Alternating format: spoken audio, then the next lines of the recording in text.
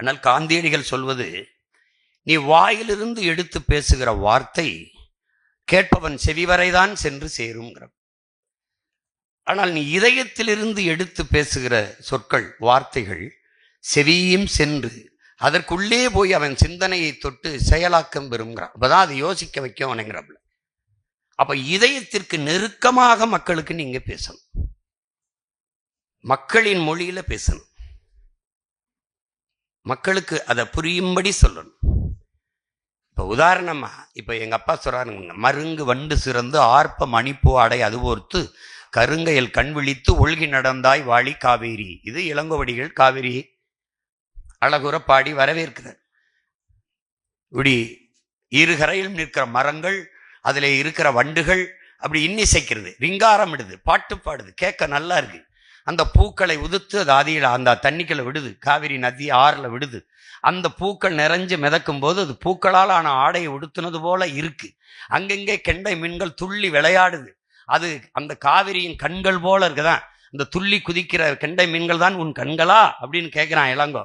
கேட்டு இடுப்பை வளைச்சு நெளிச்சு அசை போட்டு நடை போட்டு வருகிற காவிரியே வா அப்படின்னு கூப்பிடுறான். நம்ம பாட்டை இளங்கோ வரவேற்கிறான் அப்படிங்கிறது செய்தி. இங்க நம்ம அப்பா இப்படி எல்லா நதிகளும் இடுப்பை வளைச்சு நளிச்சு நடைபோட்டு வரும், அதுக்கு நாம என்ன செய்யணும்? கரை நெடுக மரம் நடுக. செய்தி என்னது? செய்தி என்னது?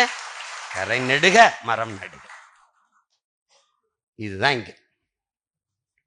அப்போ செய்தியை மக்களுக்கு எப்படி கடத்துவது என்பது அது ஒரு பேராற்றல். அவர்கள் மொழியில சொல்லணும், மக்கள் மொழியில சொல்லணும்.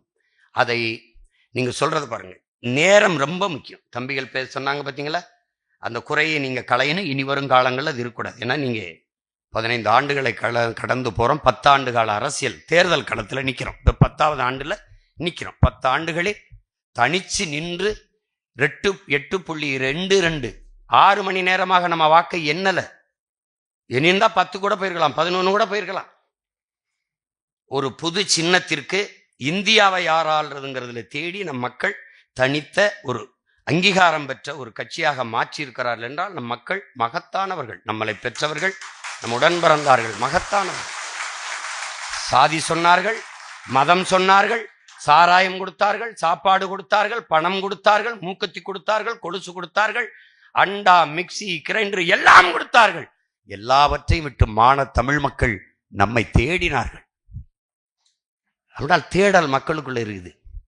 அப்ப அதுல தேடி இவ்வளவு தூரம் ஒரு அங்கீகரிக்கப்பட்ட ஒரு கட்சியா 8.22 விழுக்காடு கொடுத்து இவ்வளவு தூரம் கொண்டு வந்திருக்கிறார்கள் என்றால் இது வரலாற்றில் மிகப்பெரிய மாறுதல். மாறுதல். திரை கவர்ச்சியா பயப்படவே பயப்படாத. என்ன கேட்பாங்க, என்ன உங்க தம்பியை பார்த்து பயந்துட்டீங்கன்னா? உறுதியா பயப்படுறேன். என் பிள்ளைகள் பயப்படுவாங்க. ஏன்? இந்த மண்ணை மக்களை உண்மையிலேயே பேரன்பு கொண்டு நேசிக்கிற எவனும் பயப்படுவான். ஏன் பயப்படுவான்? ஏன் பயப்படான்? ஒரு பெரும் கனவு. இதுவரை இந்த நிலத்தில் இருக்க தீய அரசியலை மாற்றி ஒரு நல்ல அரசியலை கட்டமைத்து மக்களுக்கான அதிகாரத்தை நிறுவ வேண்டும் என்று தவிக்கிற எவனுமே பயப்படுவான். ஆனால் எந்த துணிவில் களத்துக்கு போறோம்? திரை கவர்ச்சி, மங்கு, இன எழுச்சி எப்போதும் பொங்கு.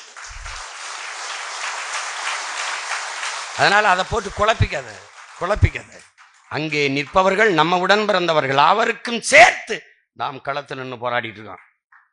வேளாண் குடிமகன் உழுவதும் விதைப்பதும் விளைய வைப்பதும் அறுவடை செய்வதும் அவன் வீட்டின் பசியாறுவதற்கல்ல. அவனுக்கு 10 மூட்டை போதும். இப்ப என் தம்பி சின்ன விவசாயம் அறுத்து 50 மூட்டை வந்திருக்கு, சாப்பாட்டுக்கு வச்சாச்சு, மீதி எல்லாம் அம்மா எடுத்துட்டு போய் அன்னைக்கு அடுத்த நாளே வித்துருவான். அந்த யாருக்கு? உலகத்தாரின் பசிக்கு, நாட்டு மக்களின் பசிக்கு. அப்ப அது மாதிரிதான் நீ வேலை செய்யணும். தலைவர் நமக்கு என்ன கற்பிக்கிறார்? நம் விடுதலையை ஆதரிப்பவர்கள், ஆதரிக்காதவர்கள், ஏற்பவர்கள், எதிர்ப்பவர்கள் எல்லாருக்குமான தேசம்தான் நாம் அடைய போராடுறோம். அப்படின்னா யாருக்கு? எல்லாருக்கும் சேர்த்தா நம்ம போராடிட்டு இருக்கான். 150 கோடி மக்கள், மொத்தமா 15-16 லட்சம் தான் ராணுவ வீரர் இருப்பான். இவன்லாம் சொகுசா படுத்திருக்கிறதுக்கு நம்ம காஷ்மீர் பணியில துப்பாக்கியோட இருக்கணுமா நினைச்சான்னு வச்சுக்க, ஒன்றும் பண்ண முடியாது. அப்ப எல்லாருக்கும் சேர்த்து போராடுவது என்பது நம் பிறவி கடமை. அதை புரிஞ்சுக்கிட்டு களத்துல நிக்கணும். நேரம் இங்கே பொன் போன்றதல்ல என் உடன் பிறந்தவர்களே, உயிர் போன்றது. இந்த பொன் போனால் இன்னொரு பொன் வாங்கிக்கலாம், இந்த உயிர் போனால் இன்னொரு உயிர் வராது. அதனால நேரத்தின் அருமை தெரியாதவன் வாழ்க்கையின் அருமை தெரியாதவன். நீங்க ஒரு பேச்சாளர், ஒரு பரப்புரை செயலாளர் வர்றார், ஒரு பரப்புரையாளர் வர்றாருன்னா எது சம்பந்தமான பேச்சு, எது சம்பந்தமான விவசாயிகள் போராட்டம் பேசுறோமா, இல்லை காவிரி நதிநீர் உரிமை அதுக்காக பேசுறோமா, மீனவர் படுகொலையை கண்டிச்சு கூட்டமா, அது சம்பந்தமான தரவுகள் இருக்கணும். இங்கேதான் வணக்கமே தேவையில்லைங்கிறமே. மாவட்ட செயலாளர் அவர்களே, வட்ட செயலாளர் வண்டு முருகன் அவர்களை, சதுர செயலாளர்கள் சந்திரன் அவர்களை, அதெல்லாம் இங்க தேவையில்லையா?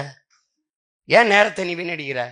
எடுத்தோடனே எல்லாருக்கும் வணக்கம், செய்தியை சொல்லிட்டு நன்றி, இவ்வளவுதானே. நம்ம கட்சியில் அது கிடையவே கிடையாது. கூட்டத்தை சிறப்பாக ஏற்பாடு செய்திருக்கிற மாநில செயலாளர் அதெல்லாம் கிடையாது. அது ஏற்பாடு செய்யறதுக்கு தான் கட்சியில் இருக்க. அப்புறம் எதுக்கு போட்டு அவர்களை இவர்களை ஏன் கட்சியில் நீங்க தலைவர், துணைத் தலைவர், பொதுச் செயலாளர், இணை பொதுச் செயலாளர், துணை பொதுச் செயலாளர் போடுற? சும்மா இருக்கும்போது இங்க இருந்து அங்க ஓடுற, அங்க இருந்து இங்க ஓடுற. அணிலோட கொஞ்சமா தாவது, நீ அதை விட ரொம்ப தாவிக்கிட்டு இருக்க. நீ இதுல பொதுச் செயலாளர், நாம் தமிழர் கட்சியின் பொதுச் செயலாளர் விலகி கட்சியை விட்டு வேற கட்சிக்கு போனார். விளங்கும்டாடே. இதுல இந்த பதவி ஆசைக்கு அலையிறத முதல்ல விடணும். அது ஒரு பெரிய உளவியல் நோய். நம்ம கட்சியில பதவி என்பது பணிதான்.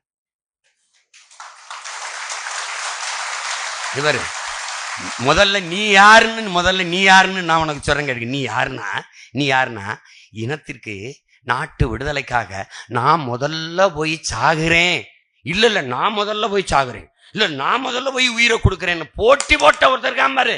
அந்த கரும்புலி மறவர்களின் ரத்தத்தில் வந்தவன். நீ சும்மா வந்துகிட்ட அது எனக்கு அப்படி போய் உயிரை கொடுத்தவன் இளங்கோ.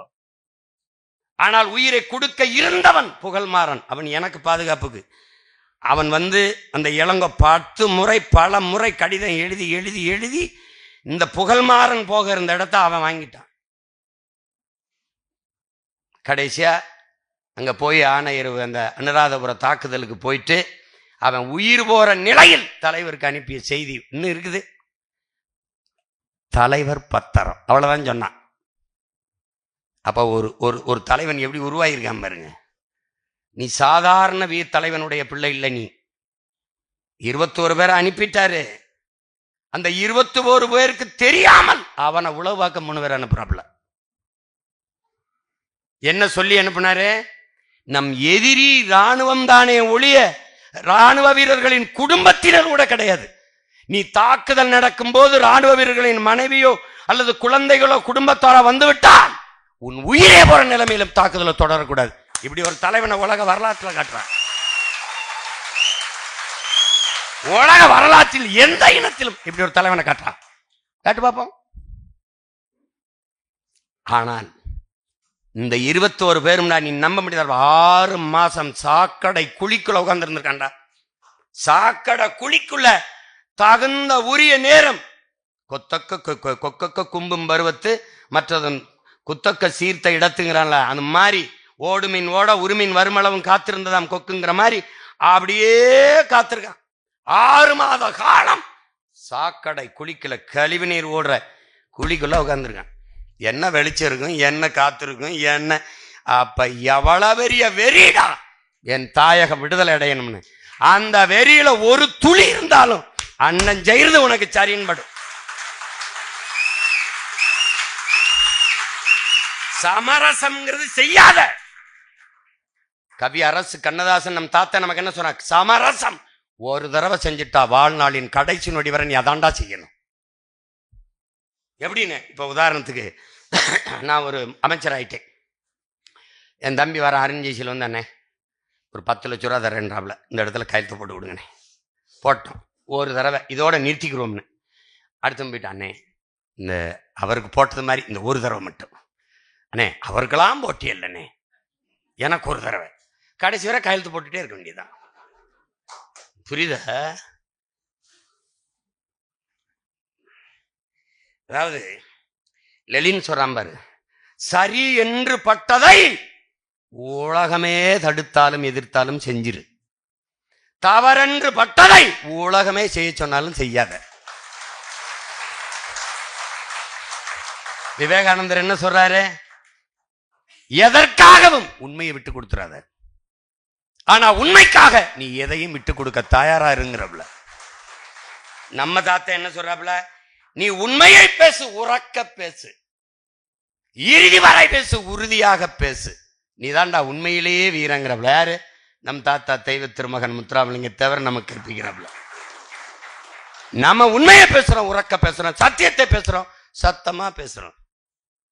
தம்பிகளே, உண்மை ஒரு நாள் வெளியாகும், அதில் உள்ளங்கள் எல்லாம் தெளிவாகும். பொறுமை ஒரு நாள் புலியாகும், அதில் பொய்யும் புரட்டும் பலியாகும். தாளம்பூவை தரையில் தலையில் மறைத்தாலும் வாசம் மறையாது. எப்படி? வாசம் மறைவது கிடையாது. சத்தியத்தை உலகில் எவனும் சதியால் மறைத்தது கிடையாதுங்கிறாப்ல. எப்படி? தாளம்பூவையின் தரையில வைத்து மறைச்சாலும் வாசம் மறைவது கிடையாது. நீ வச்சு கொண்டைக்குள்ள போட்டு தாளம்பூ மூடிட்டாலும் வீசும். எப்படி சொல்றான் பாரு, சத்தியத்தை உலகில் எவனும் சதியால் மறைத்தது கிடையாது, வென்றது கிடையாதுங்கிறான். நம் தாத்தன் பட்டுக்கோட்டை யாருக்கு? எனக்கும் உனக்கும் தான். அதான் நீ அதை பத்தி கவலையே படாம இரு. தலைவன் நமக்கு என்ன சொன்னா? வரலாறு நமக்கு வழிகாட்டுகிறது, சத்தியம் நமக்கு சான்றாக இருக்கிறது, சாட்சியாக இருக்கிறது. நாம் உறுதியாக வெல்லுவோம். ஏன்? நாம் சத்தியத்தின் மக்கள். நாம் சாதாரணமானவர்கள், தோற்று போகலாம், வீழ்த்தப்படலாம், ஆனால் சத்தியம் தோற்றதாக சரித்திரத்தில் செய்தி இல்லை. சத்தியம் வெல்லும். ஏன் நாம் வெல்வோம்? நாம் சத்தியத்தின் மக்கள். அதனால தளர்ச்சிங்கிறத விடு, தளர்ச்சிங்கிறத விடு. தளர்ச்சி கொள்ளாத மக்கள் ஒரு நாள் தவறாது அறுவடை செய்வாருங்கிறார் இயேசு. தளர்ச்சி இல்லாம இரு, உறுதியா வெல்ல முடியும். உலகத்திலடா, உலக வரலாற்றை திரும்பி பாரா, இந்திய துணைக்கண்டல் அரசியல் கட்சியை பாரா, 4 முறை பொது தேர்தலில் தோத்த கட்சி 5வது முறை ஒரு சுவடு, தோல்வி சுவடு இல்லாமல் அதே உற்சாகத்து கூட களத்துல பாயிர ஒரு கட்சியை இந்த உலக வரலாற்றை காட்டா பாப்பா. எங்கேயாவது காட்டா, எங்கேயாவது காட்டா. என்ன நீங்க தொடர்ந்து என்னை பார்த்தா தோற்று போன ஆள் மாதிரி இருக்கா? இப்பத்தான் பயிற்சி எடுத்து வந்தா வாடா போட்டு பார்த்துக்கிறோம்ங்கிற மாதிரி இருக்கோம் நாங்க. அதனால எதை பத்தியும் கவலைப்படாத, குழப்பிக்காத, தெளிவா எடுத்து சொல்லு, கருத்துக்களை திட்டமிட்டுக்கிறீங்க. தம்பிகள் இந்த தேர்தலில் நீங்க அவதூறு பேச்சுக்களை, அவதூறு அரசியலை கைவிடுங்க, விமர்சன அரசியலை விட்டுருங்க. நாம் என்ன செய்ய போறோம்? நாங்கள் என்ன செய்ய போறோம்? இதுவரை இது நடந்திருக்கு இல்லையா? அவன் என்ன சொல்றான்? 1000 2000 கடன் வளர்ச்சியே நாட்டின் வளர்ச்சியா கட்டமைக்குது. இந்த நாடுகள் கடனின் வளர்ச்சியை. இந்த 1000 2000 கிடையாது. 1000 2000 இல்ல, மாதம் 15,000 12,000 20,000 ஈட்டிக் கொள்கிற அளவுக்கு என் தாய் தங்கையருக்கு வாழ்விடத்திலே வேலை வாய்ப்பை ஏற்படுத்தி கொடுப்போம். இது எங்கள் கனவு. இதுதான் பேசணும். கண்ணிய குறைவான வார்த்தைகளை நம்ம எடுத்து வைக்க வேண்டாம், எடுத்து வைக்க கூடாது. கடமை, கண்ணியம், கட்டுப்பாடுன்னு சொன்ன கட்சிக்கு அது 3 தான் தட்டுப்பாடு. இங்கே அவர்கள் பெண்ணிய உரிமை பேசுவார்கள். இறைவனை விமர்சித்தவர்கள் ஈவேராவை விமர்சிக்க விட மாட்டார்கள். விமர்சித்தால் இவர்கள் போற்றிய பெண்மை என்ன? நம்ம அக்கா, என் மனைவி, எங்க ஆத்தா, எங்க அம்மா, நம்ம பெரியம்மா, இதை இழிவா பேசுறதா அவங்க கோட்பாடுன்னு கொள்கை. இதான் அவங்க கத்துக் கொடுத்த முற்போக்கு, சீர்திருத்தம், காப்பாத்தி வந்த பெண்ணியம். அப்ப என்ன? இதுக்காகவே இவங்களை பொழக்கிறது சரிதான்டா, போட்டு முடிச்சிருவோம்டான்னு தோணும். அடா அவன் அப்படி கருத்தை கருத்தா எதிர்கொள்ளு, இல்லைன்னா களத்தை விட்டு வெளியே போ, அங்கிட்டு தூர தள்ள, அங்கிட்டு போ. அங்கிட்டு நான் தான் சொல்றேன், என்னை வெல்வது கடினம், சரணடைஞ்சிரு. நீ முன்னாடி நிக்கிறவன் யாருன்னு கவனிச்சா? உனக்கு யாருன்னு தெரியுதா? உலக இராணுவமே திரண்டு 22 நாடோட எதிர்த்து 20,000 வீரர்களை வைத்து உலக போர் செய்த மறவனின் மகன் நான். பிரபாகரன் என்ற பெரும் வீரனின் பிள்ளைகள் இங்க உட்கார்ந்துருக்கிறவன். எல்லாம் பேசுவான் எழுதுவான்னு நினைக்காத. அவன் துவக்கால் வெடித்தான், நாங்கள் வாக்கால் வெடிப்போம், எங்கள் வார்த்தைகளில் வெடிப்போம். அதனால நம்ம செய்திகளை நம்மகிட்ட உயர்ந்த நோக்கம் இருக்கு, மிகச்சிறந்த தத்துவ நிலைப்பாடு இருக்கு, கோட்பாடுகள் இருக்கு. ஏன் மற்றவர்களுக்கு பேச செய்தி இல்லை? உங்களுக்கு இருக்கு, உங்ககிட்ட சத்தியம் இருக்கு, உண்மை இருக்கு, நீங்க பேச செய்தி இருக்கு. ஏன் நம்ம கட்சியில இருந்து நல்லா பேசியவர்கள் வேற கட்சிக்கு போனவர்கள் பேச முடியல? அங்க ஒண்ணு இல்ல, அங்க தலைவன் உட்கார்ந்து இருந்தா நீ தங்கமே, என் வைரமே, என் முத்தே, நீங்க வாழ்க வாழ், அதுதான் பேச முடியும். இங்க வாழ்கன்னு சொல்றதுக்கு நேரம் இல்ல. இதை பேச மேடையில் என்ன வேற ஏதாவது பேச்சு இறங்குப்பா, நீ வாழ்கன்னு சொன்னா வாழ்ந்துருவோமா? தாத்தா சொன்ன மாதிரி மின்விளக்கு கம்பத்தில் ஏறிட்டு காமராஜ் வாழ்கன்மா, இறங்கு பைத்தியம், நான் வாழ்வேன், நீ போய் சேர்ந்துருவாங்க, வா கீழே வாங்க. தெரியுமா தெரியாதா? தெரியுமா? இவங்க ஊர்ல தஞ்சாவூர்ல ஏதோ கூட்டம் போட்டு மேலே ஏறின்னு கத்தி இருந்திருக்காப்ல, வாழ்க வாழ்கன்னு. ஏய் கிறுக்கு பல கீழே இறங்கலாடா, இந்த கீழே இறங்குவா, நான் வாழ்வேன், நீ போய் சேர்ந்துருவேன். அது மாதிரி அது இல்லை நம்ம நிலைப்பாடு. உங்களுக்கு தத்துவங்களை எப்படி கொண்டு போய் சேர்க்கணுங்கிறதுல குழப்பலாம். ஆனால் இந்த தேர்தலில் கூர்மையான ஈட்டி போல நம்முடைய திருமுருக பெருமான், நம்முடைய முப்பாட்டன் முருகன் கையில் இருக்கிற வேல் போல, நம்மளுடைய சிவன் நம் பாட்டனார் கையில் இருக்கிற சூலாயுதம் போல, திரியிலை கருவி போல பாயினும், நெஞ்ச குறிவிச்சு பாயினும். இந்த அள்ளு சில்லுகளை விமர்சிக்கிறத விடுங்க, புரியுதா? இந்த எடுபிடிகளை சண்டை போடுறது, நீ இப்படி பேசலாமா அப்படி பேசலாம், உன் நேரத்தை உன் திறத்தை வீணடிச்சிடாது, தயவு செய்து வீணடிச்சிடாது. ஒரு தடவை நீ பேசிட்டினாடா அதையே எதிரி பேசிட்டு இருக்கணும்டா. அதான்டா சேகவரா சொல்றான், வினையாற்றாத சொல் வீணுங்கிறான். இப்ப அண்ணன் மன்னார்குடியில போட்ட போட்டுக்கு இன்னும் நடந்துகிட்டு இருக்கு. மயிலாடுதுறை இல்லையா, மயிலாடுதுறை இல்லது. அந்த விஜில்ங்கிற அமைப்பு அது என்னன்னு தெரியல, அது விஜிலா ஒன்னும் தெரியல. அங்க 1 மணி நேரம் தான் பாரதியை பேசினேன். அவன் சொன்னான், பாரதி செத்து இவ்வளவு ஆளாச்சு, எல்லாரும் தான் பேசினான். 1 மணி நேரம் பேசினோன்னதான் பாரதி பாரதி பாரதின்னு இப்ப பதறிட்டு கிடக்குறான். நான் தான் சொல்லிட்டேனே, பாரதி என் பாட்டனே, உன்னை உலகம் பூரா கொண்டு போய் சேர்க்கலைன்னா என் பிறப்பு பிழையாயிரும்டான்னு சொன்னேன். அவன் சொல்றான்ல, நான் தமிழின் கீர்த்தியையும் தமிழரின் பெருமையும் உலகம் பூரா கொண்டு போய் சேர்ப்பண்டா, இல்லைன்னா என் பேரை மாற்றி வைங்கடாங்கிறான். அப்புறம் அவன் பேரங்க நம்ம கொண்டு சேர்க்காம பாரதியை ஏன் பாடுறதில்ல? பார்ப்பான் அதனால பாடுறதில்ல. நீ ஏன் பாடுற? அதனாலதான் பாடுறேன். புரியுதா உனக்கு? இவங்கள இங்க பாரு, இந்த கடப்பாறை, பிராமண கடப்பாறை யார்கிட்ட இருந்துச்சு 100 ஆண்டா? அவங்க தான் கையில் வச்சிருந்தாங்க. நல்லா இந்த பிராமண கடப்பாறையை வச்சு தமிழை இடிச்சு, தமிழரை இடிச்சு, தமிழ் அடையாளத்தை இடிச்சு, வழிபாட்டை இடிச்சு, பண்பாட்டை இடிச்சு குட்டியச்சோராக்கினது இவன் தான். இப்ப என்ன பண்றான்? ஓடி அடிச்சு அந்த கடப்பாறை திருப்பி பிடிச்சு போட ஆட்டான்னு இப்ப பதறாப்ல. இப்ப அடுத்த கருத்தரங்கு, இப்ப நேரம் இல்ல, தேர்தல் நேரம் இல்ல, இல்லைன்னு வச்சுக்க கொண்டு எடுத்துருவேன், கொலவரியில இருக்கேன். நீ தான் கூட்டம் சேர்த்து 50 பேர் 10 பேர் நின்று என்ன பேச, ஒத்தால்னு ஊர் முழுக்க பட்டு விட்டுருவேன், பாத்துக்க. நீ இங்க பாரு, அடுத்த கருத்தரங்கு பாட்டன் பாரதியின் இரும்பு கடப்பாறையும் ஈவேராவின் பெரம்பு கைத்தடியும்னு போடுவேன். ரொம்ப கஷ்டம்.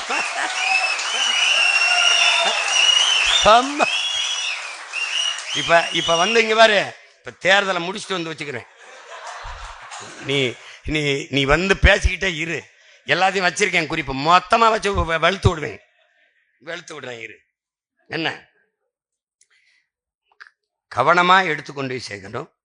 இப்ப தம்பிகள் வந்து பகுதியை பிரிச்சுக்கணும். இப்ப கூடுமானவரை எல்லா பாசறைகளையும் பரப்புரை செய்கிற பேராற்றல் கொண்ட பிள்ளைகள் இருக்கீங்க. கூடுமானவரை வேட்பாளர்களே நல்லா பேசக்கூடிய பிள்ளைகள் இருக்கிறீங்க.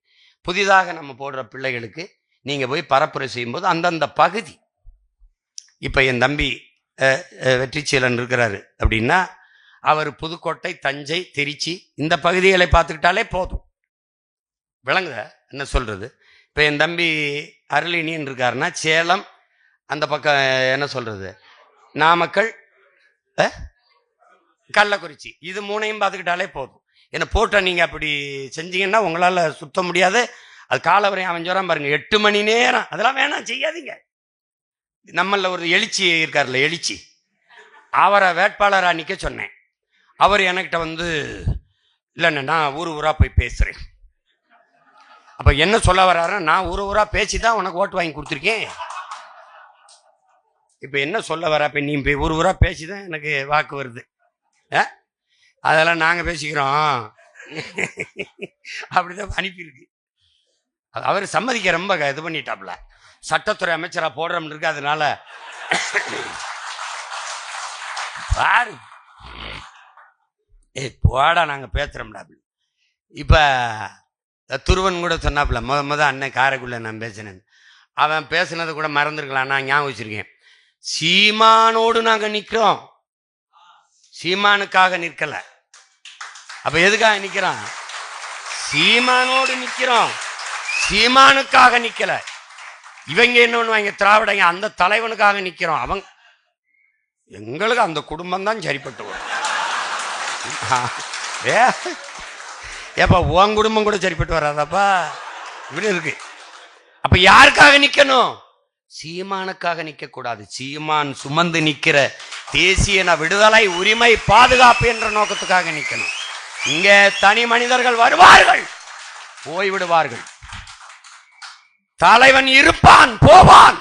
நம் தாத்தன் கண்ணதாசன் சொல்றான், தலைவர்கள் போவார்கள், தர்பார் கலையும், ஆனால் தத்துவம் மட்டுமே அட்சய பாத்திரம்ங்கிற. தலைவன் வருவான் போவான், தர்பார் அதிகாரம் இருக்கும் போகும், ஆனால் தத்துவம் மட்டும்தான் நிலையானது.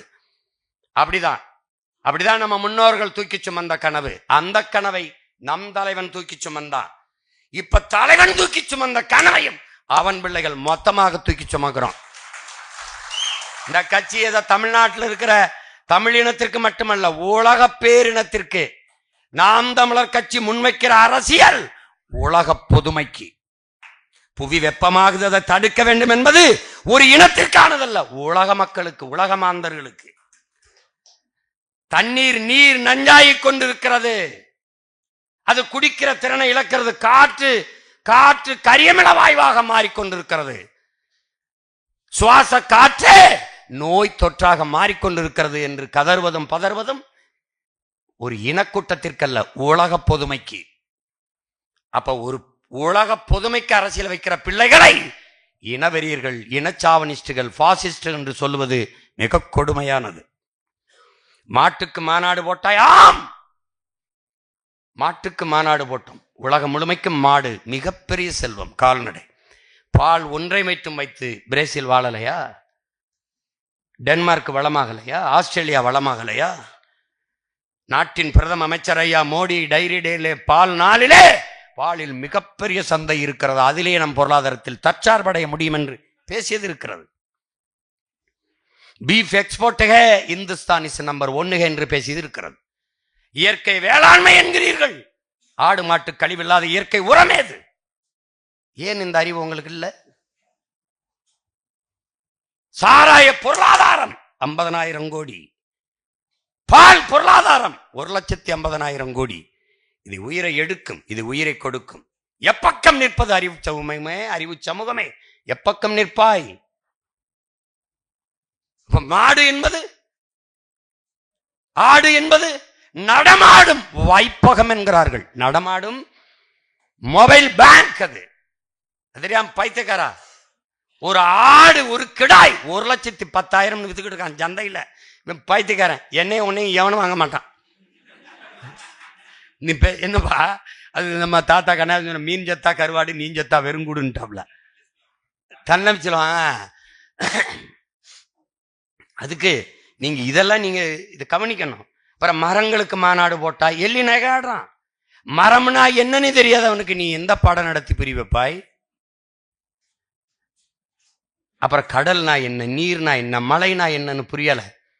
அப்ப நாம் முன்வைக்கிற அரசியல் உலக பொதுமைக்கானது. ஒரு திமிரா இருங்க. நீங்கள் மிகச்சரியாக இருக்கிறீர்கள், அதனாலதான் நமக்கு இவ்வளவு எதிரிகள், இவ்வளவு எதிரிகள். ஹிட்லர் என்ன சொல்றான்? கூட்டத்தில் யாராவது ஒருவன் எழுந்து எதிர்த்தால் நீ வளர்ந்து கொண்டிருக்கிறாய் என்று பொருள். ஒரு கூட்டமே உன்னை எதிர்த்தால் நீ வளர்ந்து விட்டாய் என்று பொருளுங்கிறான். இப்ப நீங்க என்ன வளர்ந்துட்டீங்க? என் தம்பி துறை சொன்ன மாதிரி அவனுக்கு உறுதியா தெரியும், இந்தியாவை யார் ஆள்றதுல 8 விழுக்காடு போட்டவன் தமிழ்நாட்டை யார் ஆள்றதுல அவன் மக்கள் அவனை கைவிட மாட்டாங்க. அது தானா போய் 16க்கு மேல போய் நின்றும், 16க்கு மேல போய் நின்றும், பல தொகுதிகளை வென்றும், உள்ள வருவான், கொன்றுவான். எப்படி வென்றுவாங்க, கொன்றுவாங்க. ஒரு கேள்விக்கு ஆளுங்கட்சி பேசும்போது எதிர்கட்சி வெளிநடத்தான பெற்றிருக்க.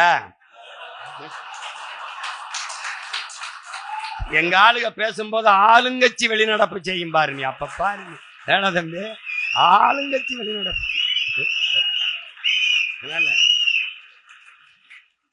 இந்த களம் உங்களுக்கானது என் அன்பு பிள்ளைகளே. கொள்கையை தூக்கி கொண்டு போய் பரப்பும், விதை பரப்பும் தூதுவர்கள் போல விடுதலை கனவை பரப்பும் தூதுவர்கள் நீங்கள். கொள்கையை தூக்கி கொண்டு போய் சேர்க்கிற போர் மறவர்கள் களத்தில் மிக கவனமாக கண்ணியமாக நீங்கள் கொண்டு போய் சேர்க்கணும். அதுக்கப்புறம் தகவல் தொழில்நுட்பம், இந்த கருத்தை கொண்டு போய் சேர்க்கிற பணியை, அதனாலதான் 2 படையும் ஒன்னா அன்னைக்கு சந்திக்கணும், தனித்தனியா சந்திக்கணும், ஆனால் அதை விட ஒன்றாகவே சந்தித்து விடலாம் என்று. தகவல் தொழில்நுட்ப பிரிவு நீங்க நல்லா கவனிச்சுக்கணும். சிங்கள இராணுவத்திற்கும் நமக்கும் இருந்த வேறுபாடு, அந்த இராணுவ வீரர்கள் சம்பளத்திற்கு வேலை செய்தார்கள், சண்டையிட வந்தார்கள். நம் வீரர்கள், நம் விடுதலை புலி மறவர்கள் சத்தியத்திற்கு, அவர்கள் கூலிக்கு, இவர்கள் தாயக விடுதலை என்கிற உயர்ந்த கொள்கைக்கு. இது 2க்கு வேறுபாடு இருக்கு. மற்ற கட்சியில் இருக்கிற தகவல் தொழில்நுட்ப பிரிவுக்கும் நாம் தமிழர் கட்சியில் இருக்கிற இந்த படைப்பிரிவுக்கும் வேறுபாடு.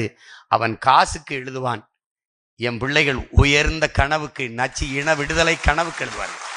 அவர்கள் பணத்திற்கு வேலை செய்வார்கள், தாங்கள் பிறந்த இனத்திற்கு வேலை செய்கிற கூட்டம் நாம் தமிழர் கட்சியினுடைய தகவல் தொழில்நுட்ப பாசறை கூட்டம்.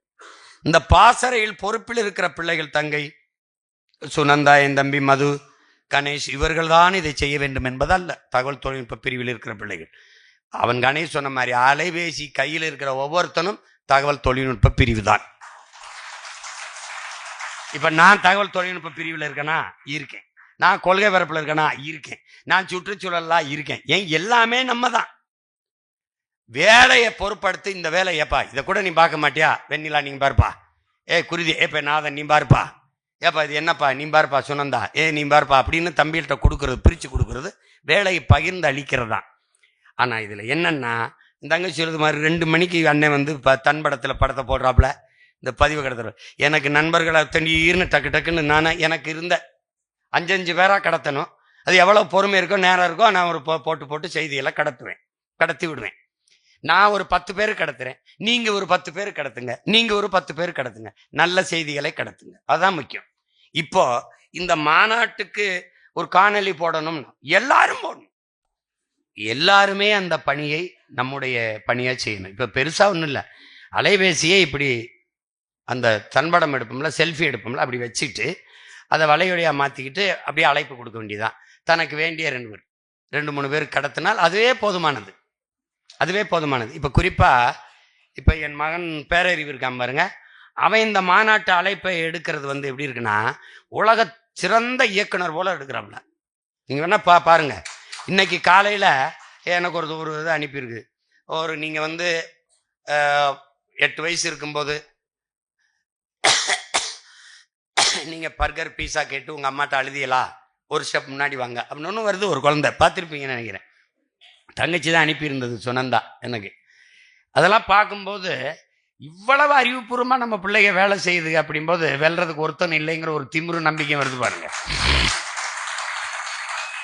பால் மகேந்திரன் நம்ம அப்ப இங்க படம் மாதிரி இருக்கு என் மகன் எடுக்கிறது.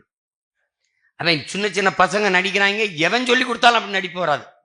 நடிச்சு எடுத்து அப்படி வந்து நாங்க அவசியம் மாநாட்டுக்கு வரும்போது திரும்பி வரப்போகுது மாற்றம் ஒருத்தனும் கிட்ட போக முடியாது. அவ்வளவு நுட்பமா நம்ம பிள்ளைகள் வேலை செய்கிற ஆற்றலை பெற்றிருக்காருங்கும் போது பெருமையும் திமிரும் வருது. புரியுதா உங்களுக்கு? அதுதான் இங்க. அதுல நம்ம தகவல் தொழில்நுட்ப பிரிவு பிள்ளைகள், என் தம்பி துறை சொல்ற மாதிரி இங்கே ஒருத்தன் இந்தியாவில் உறங்குற நேரம் வந்து அமெரிக்காவில் அவன் விழிக்கிற நேரம் ஆயிடுது, அவன் கிளம்பிடுவான், அப்புறம் ஆஸ்திரேலியா கிளம்பிடும்.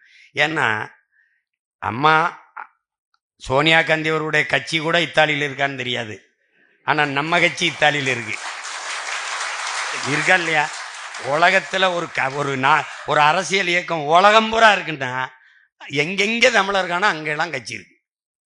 அதனால நம்முடைய தகவல் தொழில்நுட்ப படை பிரிவும் அதனுடைய பணியும் மகத்தானது.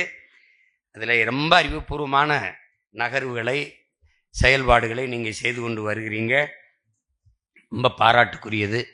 அதில் நீங்கள் உங்களுக்கு என்னென்ன நுட்ப வசதிகள் வேணுமோ அதை சொல்லுங்கள், முன்கூட்டியே தயார் செய்து வைத்து கொள்ளுங்கள். இந்த ஒருங்கிணைவு முக்கியம்.